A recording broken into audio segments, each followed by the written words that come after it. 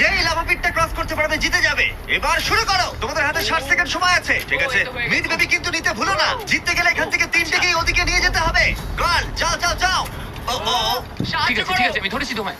এবার আমাদের কোথায় যেতে হবে? এখানে ক্লাইম্ব করতে হবে। সময় চলে যাচ্ছে, তাড়াতাড়ি করো। ও মাই গড, এটা তো অনেক উঁচু। এসো জিমি, আহ! আমরা প্রায় এসে গেছি। আমি সেকেন্ড বেবিটাও পেয়ে গেছি। আমি এবার লাফ মারছি। হয়ে গেছে। গার্ল ধরো। এবার তুমি গ্রিলে চলে যাও, ছোট্ট মিড বেবি। আমি পারবো আমি পারবো। আরে না!